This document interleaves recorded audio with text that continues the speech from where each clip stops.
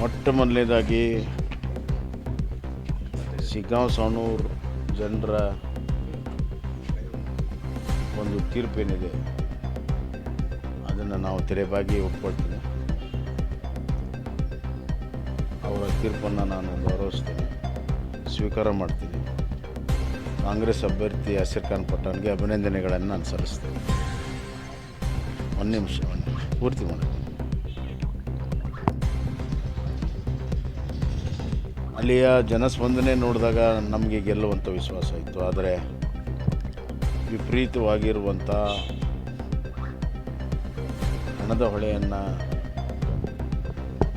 2 ದಿವಸ ಹರಿಸಿ ಇವತ್ತು ಗೆಲುವನ್ನು ಸಾಧಿಸ್ಕೊಂಡಿದ್ದಾರೆ. ಅದೇನೇ ಆಗಲಿ, ಈಗ ಸರ್ಕಾರದ ಅವ್ರದ್ದೇ ಇದೆ. ಆಡಳಿತ ಪಕ್ಷದ ಶಾಸಕರು ಜನ ಆಯ್ಕೆ ಮಾಡಿದ್ದಾರೆ. ಶಿಗ್ಗಾಂವ್ ಸವಣೂರು ಕ್ಷೇತ್ರ ಸಾಕಷ್ಟು ಅಭಿವೃದ್ಧಿಯನ್ನು ಮಾಡಿದ್ದೀವಿ. ಆ ಅಭಿವೃದ್ಧಿಯ ಒಂದು ಪರ್ವ ಮುಂದುವರಿಲಿ ಅಂತ ನಾನು ಹಾರೈಕೆ ಮಾಡ್ತೀನಿ.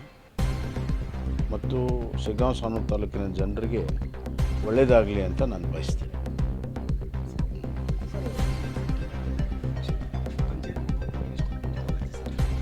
ಅಲ್ಲ, ಗೊತ್ತಾಗಿದೆಯಲ್ಲ, ಈಗ ಸುಮಾರು 10 ಜನ ಸಚಿವರು, 40ಕ್ಕಿಂತ ಹೆಚ್ಚು MLAಗಳು, ಮಾಜಿ MLAಗಳು ಎಲ್ಲರೂ ಕನಸು ಮಾಡಿದ್ರು. ಅದಕ್ಕೆ ನೀವು ಕೂಡ ಹೇಳಿದ್ರಲ್ಲ, ಬೊಮ್ಮಾಯಿ ವರ್ಸಸ್ ಸರ್ಕಾರ ಅಂತ.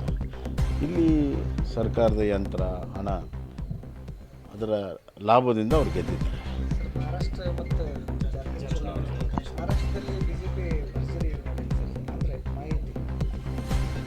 ಮಹಾರಾಷ್ಟ್ರದಲ್ಲಿ ನಿರೀಕ್ಷೆಯಂತೆ BJP ನೇತೃತ್ವದ ಮಹಾಯುತಿ ಅಬ್ಸಲ್ಯೂಟ್ ಮೆಜಾರಿಟಿಗಿಂತ ಹೆಚ್ಚು 2/3 ಮೆಜಾರಿಟಿ ಹತ್ರ ಇವತ್ತು ಗೆಲ್ತಾ ಇದೆ. ನಮ್ಮ ಪ್ರಧಾನಮಂತ್ರಿಗಳ ನರೇಂದ್ರ ಮೋದಿ ಅವರ ನೇತೃತ್ವ ಮತ್ತು ಮಹಾರಾಷ್ಟ್ರದಲ್ಲಿ 3 ಪಕ್ಷಗಳಲ್ಲಿರುವಂಥ ಒಕ್ಕಟ್ಟು, ಪ್ರತಿಯೊಬ್ಬರು ತಮ್ಮ ಓಟುಗಳನ್ನು ಟ್ರಾನ್ಸ್ಫರ್ ಮಾಡೋ ಮುಖಾಂತರ ಏನೋ ಒಂದು ಅವ್ರ ನಡುವೆ ಸಹಕಾರ ಇತ್ತು. ಆ ಸಹಕಾರದಿಂದ ಮತ್ತು ಕಳೆದ 3 ವರ್ಷದ ಸರ್ಕಾರದ ಪರ್ಫಾರ್ಮೆನ್ಸ್ ಆಧಾರದ ಮೇಲೆ ಇವತ್ತು ಮಹಾರಾಷ್ಟ್ರದಲ್ಲಿ ಭಾಳ ದೊಡ್ಡ ಪ್ರಮಾಣದ ಜಯ ಇವತ್ತು ಸಿಕ್ಕಿದೆ. ಇದು ನರೇಂದ್ರ ಮೋದಿ ಅವರ ಲೋಕಸಭಾ ನಂತರ ನರೇಂದ್ರ ಮೋದಿ ಅವರು ಪರವಾಗಿ ಜನ ಗಟ್ಟಿಯಾಗಿ ನಿಂತಿರುವಂಥದ್ದು ಸಾಕ್ಷಿಯಾಗಿದೆ. ಮತ್ತು ವಿರೋಧ ಪಕ್ಷ ಕಾಂಗ್ರೆಸ್ಸು ಏನು ಲೋಕಸಭಾದಲ್ಲಿ ಕೆಲವು ಸೀಟುಗಳನ್ನು ಹೆಚ್ಚಿಸಿ ಬಿಗಿತಾ ಇದ್ದರು, ಅವರಿಗೆ ಅವರ ಸ್ಥಾನವನ್ನು ಮಹಾರಾಷ್ಟ್ರ ಜನ ತೋರಿಸಿದ್ದಾರೆ.